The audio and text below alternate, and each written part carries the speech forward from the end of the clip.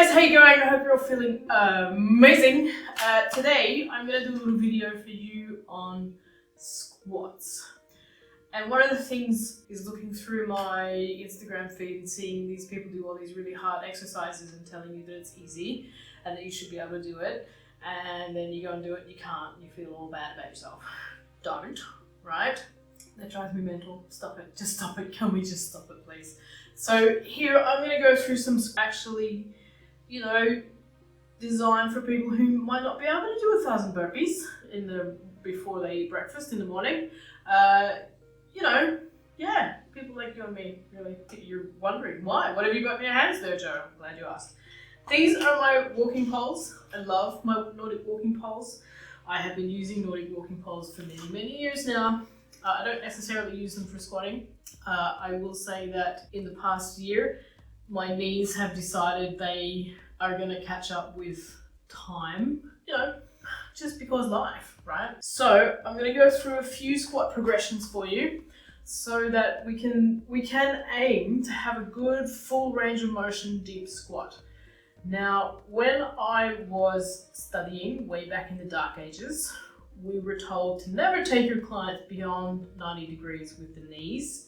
So that means when we're squatting, we don't take the butt beyond the knees, but lower than the knees. That idea has changed quite a lot, and I've seen creeping in over the years a lot of full range of motion squats, or in inverted commas, arse to grass. Because I do functional training here, I'm a big fan of working through to your full range of motion. And it is about being able to get up off the floor. It's about being able to pick things up. It's about, having full range of motion in your joints and in your muscles so that you can have a fun, active life. But on the other side of it is we work with what we've got and where we're at.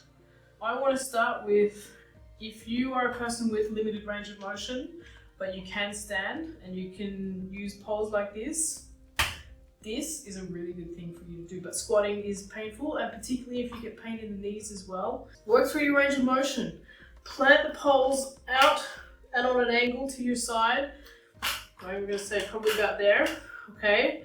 Making sure your feet are hip width apart and your feet are facing forwards.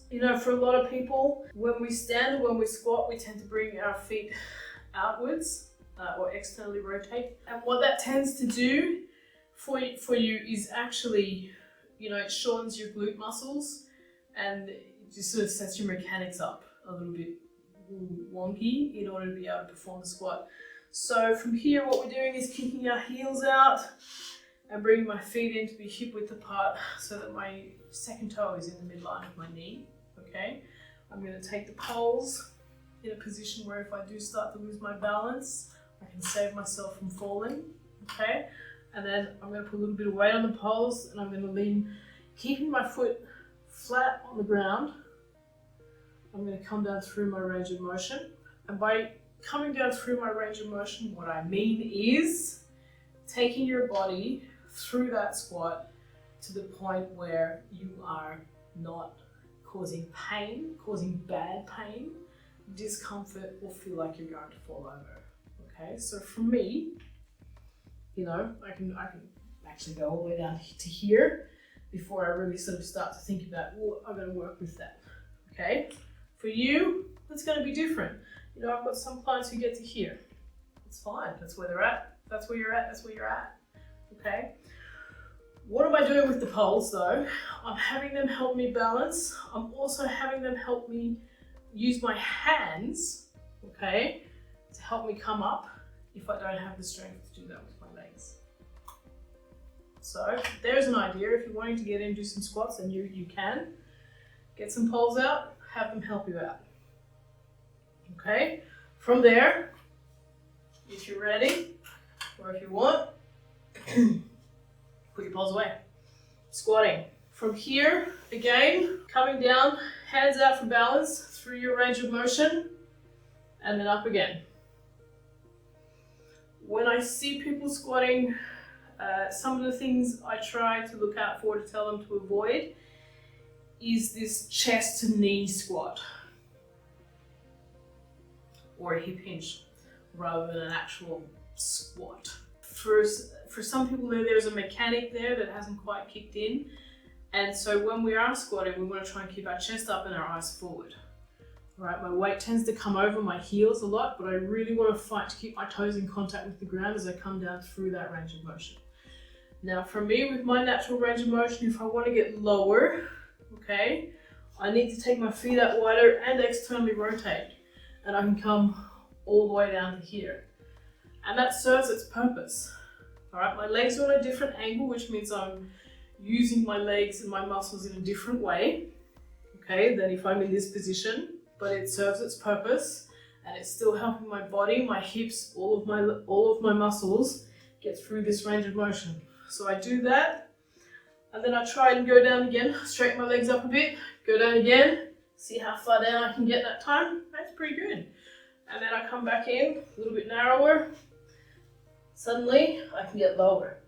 Okay, so I'm developing a better range of motion in my hips and in my knees and my ankles, as well as a better proprioception in my body.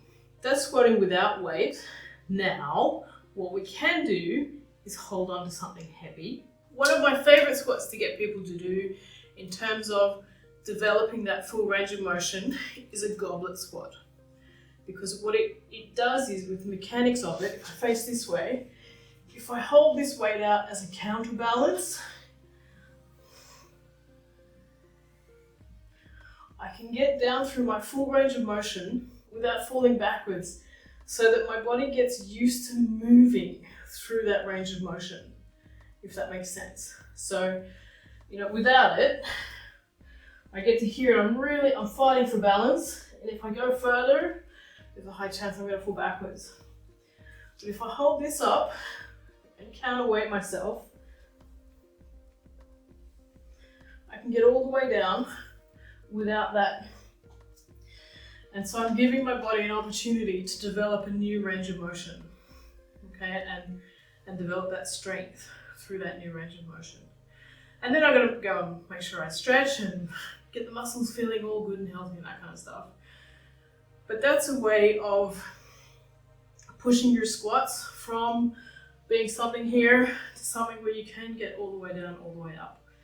And again, for me, it's about functionality, and it's about getting your body in a position where you can move freely, where you're not feeling restricted by not being able to do a particular action.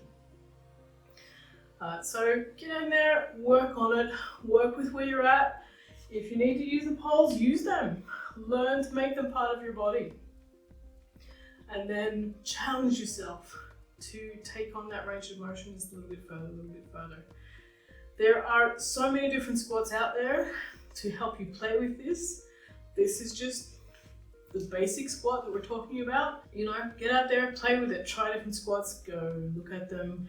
We will put some more squats up on the channel later on in the year, so go and check those out when they come out. If you have any questions, quandaries or queries about what it is that we're doing, please get in contact. Happy to have a chat with you. Other than that, happy squatting, and don't forget to subscribe. Bye.